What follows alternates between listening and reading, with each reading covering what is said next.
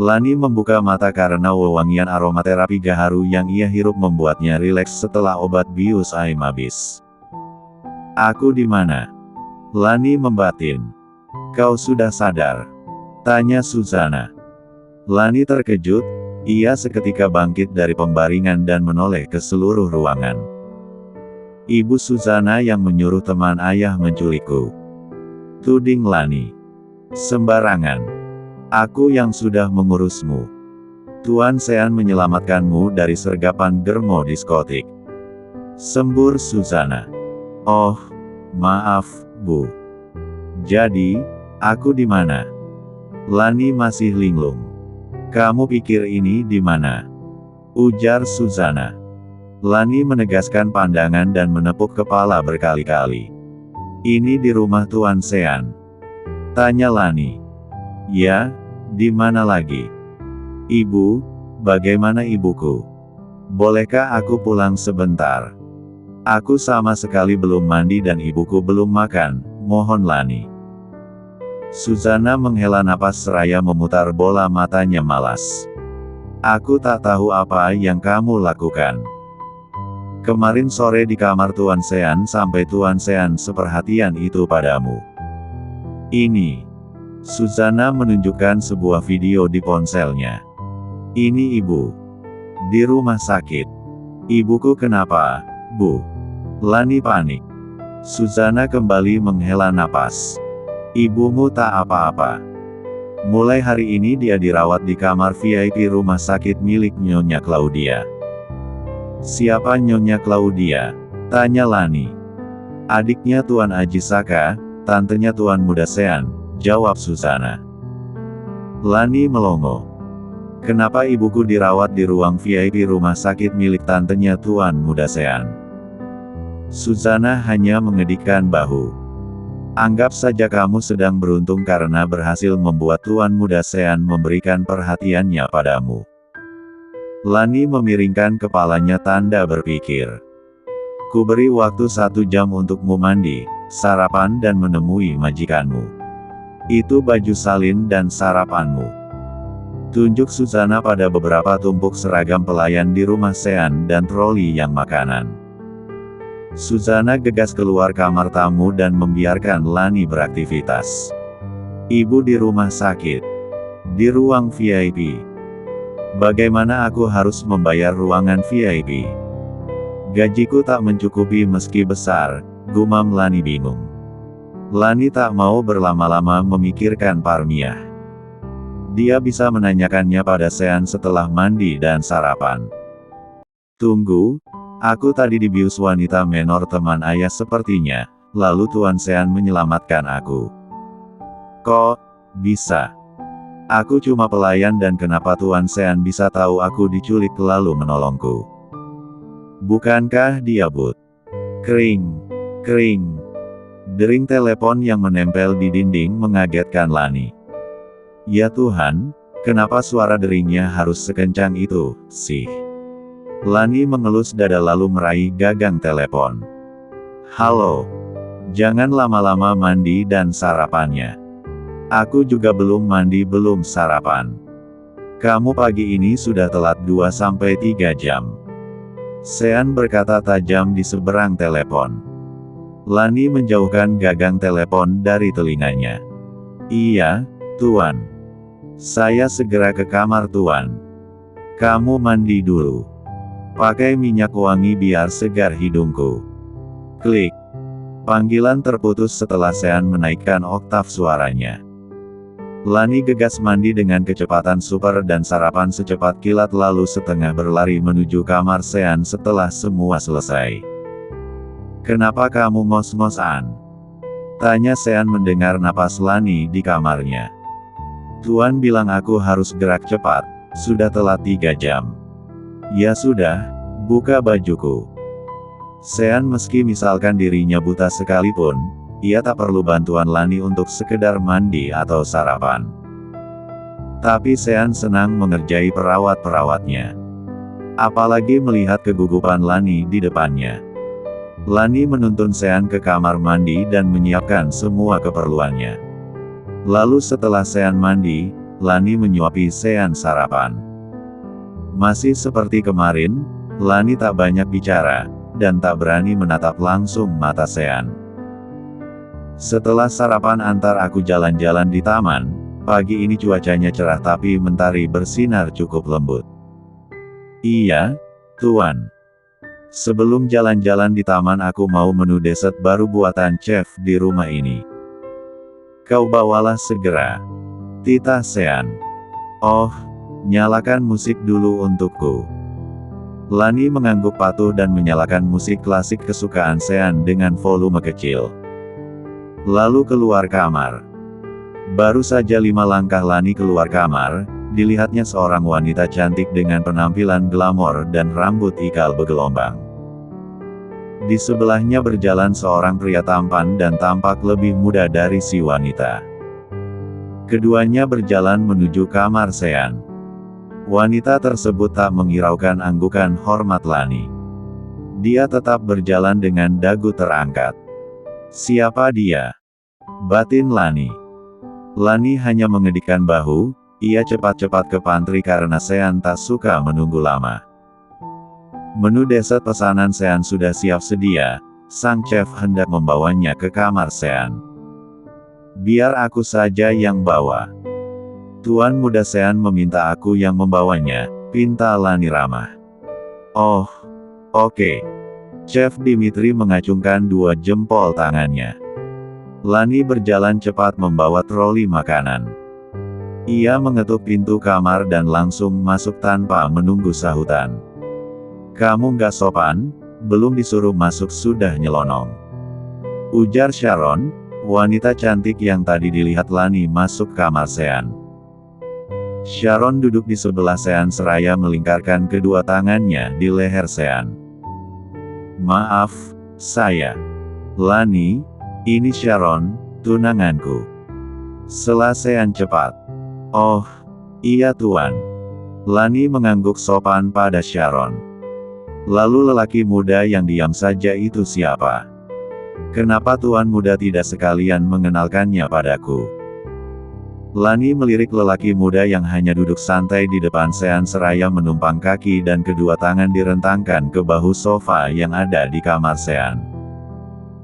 Lani tak tahu kalau Sean menangkap keheranan Lani saat melihat Yosh yang hanya duduk diam dengan senyuman yang aneh menurut Lani. Kemari. Bawa menu dessert barunya, ucap Sean lagi cepat. Lani mengangguk. Sini, aku yang suapin ya, sayang. Sharon mengambil piring kecil dari tangan Lani. Sharon menyuapi Sean dengan mesra. Biar aku sendiri saja, ini hanya puding, ucap Sean mengambil puding dengan meraba-raba dan melahapnya sekaligus dengan tangannya. Sementara itu Lani masih keheranan melihat Yosh yang hanya diam saja. Karena tak ingin mengganggu Sean dan tamunya, Lani meminta izin keluar seraya membawa troli makanan.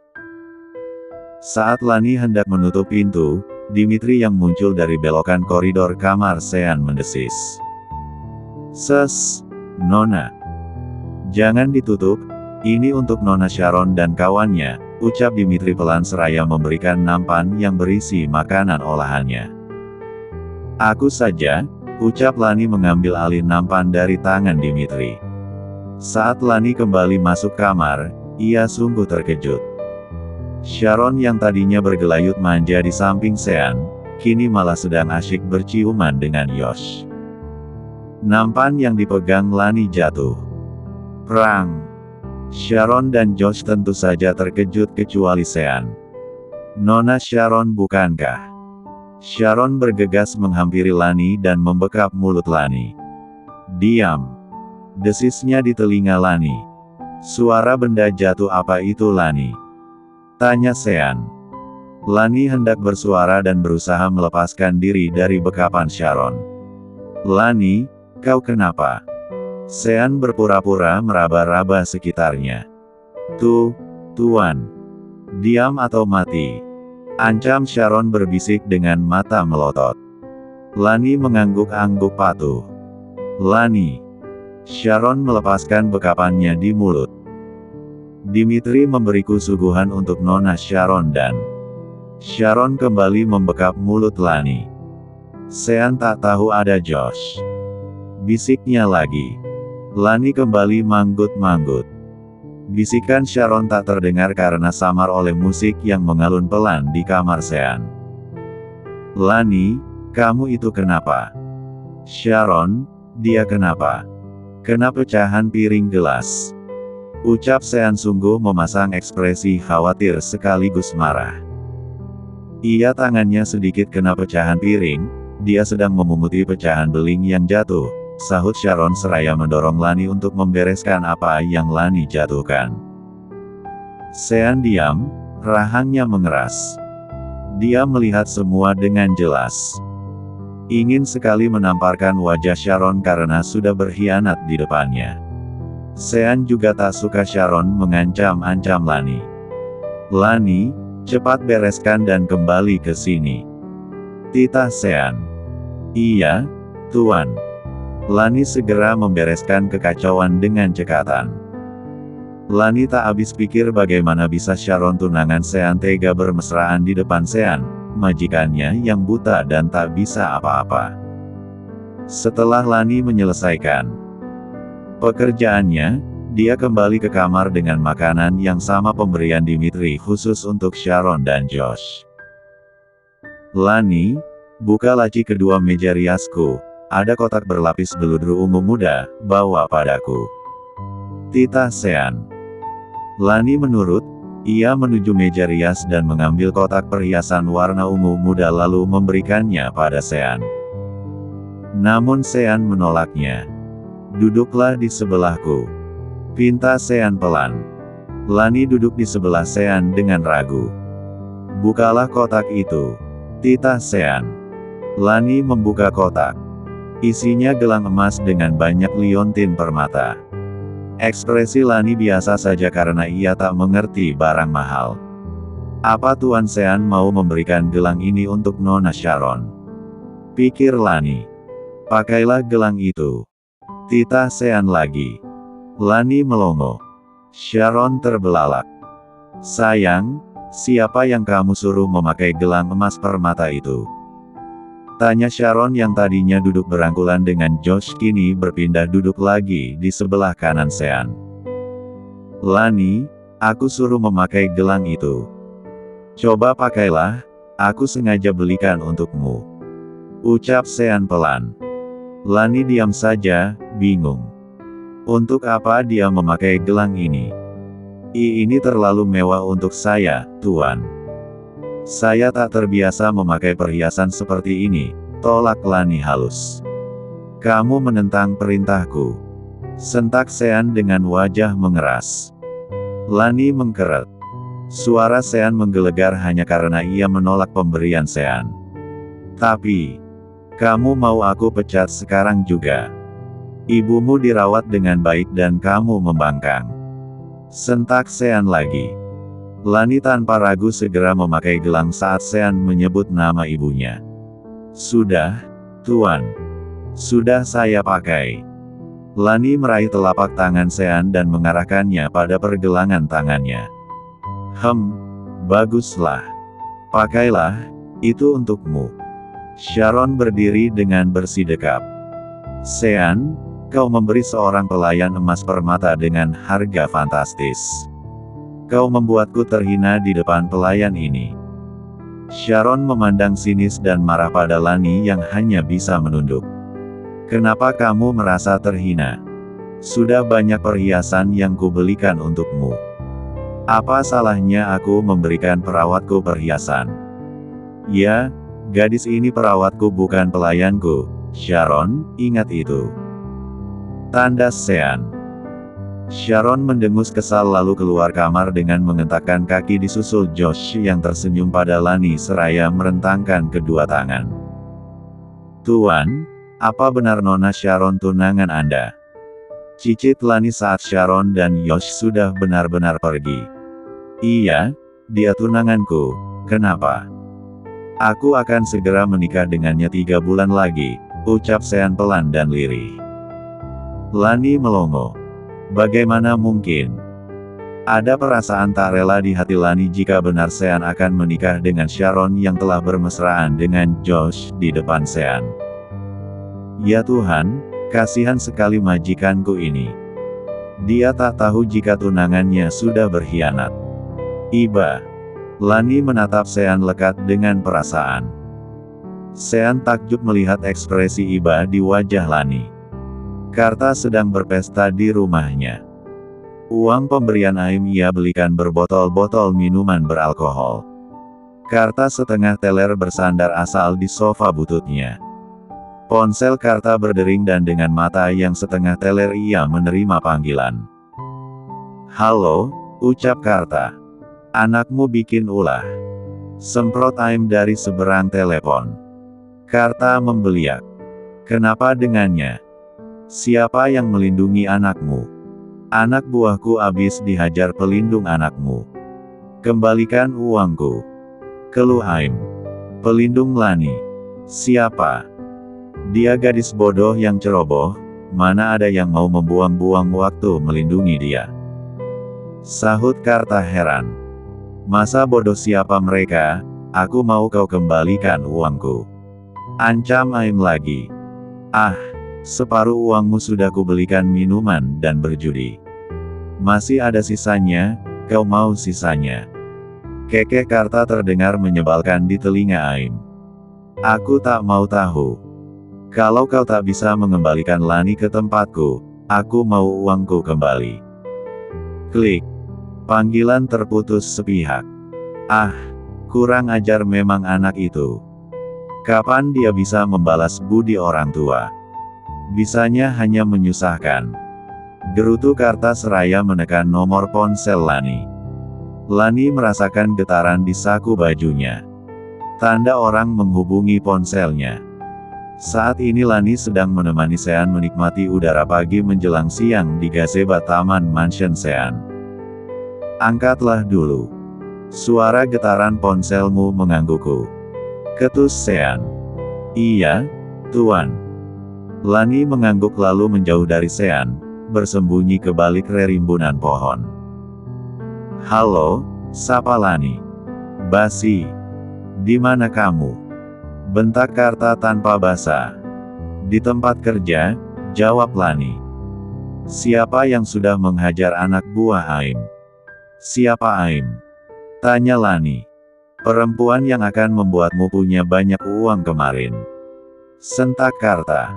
"Oh, perempuan menor yang membeliku dari bapak. Memang bapak dapat uang berapa?" 1 miliar. 2 miliar.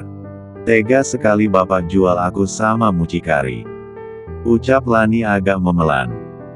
Lani tak tahu jika Sean memutar kursi roda mendekat ke tempat persembunyian Lani menerima telepon dari Karta. "Pak, jangan ganggu aku atau ibu. Aku sedang bekerja halal. Urusan mengembalikan uang untuk mucikari itu bukan urusanku. Aku tak sudi bekerja menjajakkan tubuhku," ancam Lani. "Anak sialan. Anak tak tahu terima kasih. Sedari kecil kurawat dan kubesarkan tapi sudah besar bukannya membalas budi baik orang tua malah membangkang. Hah." Gertak Karta semakin marah. "Bapak kenapa tega sama anak sendiri, Pak? Bapak jual aku hanya demi uang tak seberapa untuk menuntaskan hobi mabuk dan judi. Eling Pak, eling. Pulang sekarang juga," titah Karta. "Tidak mau. Aku tak mau pulang. Aku bertahan di rumah karena ibu. Sekarang ibu sudah aman. Untuk apa aku pulang ke rumah? Anak sial." Klik. Lani mengakhiri panggilan dan mematikan data seluler bahkan menggantinya dengan mode pesawat untuk meniadakan jaringan. Karta tak akan berhenti meneleponnya. Lani berbalik hendak kembali menghampiri Sean tapi ia terkejut karena Sean berada di belakangnya. "Tuan bagaimana bisa kemari?" tanya Lani sedikit gugup. "Kau menelepon lama sekali." "Bersembunyi tapi suaramu sangat kencang. Aku mengikuti sumber suara," ucap Sean lagi-lagi berbohong. "Tuan mendengar percakapan saya?" Sean menggeleng. Lani bernapas lega. Tuan, aku belum berterima kasih karena ibu saya sudah mendapat perawatan yang sangat baik di rumah sakit. Saya lega karena tidak harus pulang ke rumah. Kalau tidak pulang ke rumah kamu mau pulang kemana? Tanya Sean. Ke rumah sakit, jawab Lani lugu. Siapa yang memberimu izin pulang ke rumah sakit? Tapi ibu saya ada di rumah sakit. Tanpa diurus olehmu, ibumu sudah kusewakan beberapa orang perawat untuk mengurus segala keperluannya di sana.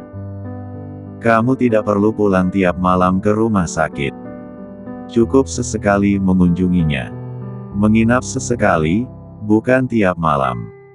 Kau hanya harus mengurusku di sini. Aku sudah membayarmu. Siang malam kau harus mengurusku. Lani terkesima. Harus senang atau bersedih. Ibunya mendapat perawatan terbaik tapi dia tak bisa setiap hari ada di sisinya. Kenapa diam? Kau bimbang. Memilih tiap hari bersama ibumu di rumahmu lagi. Tantang Sean.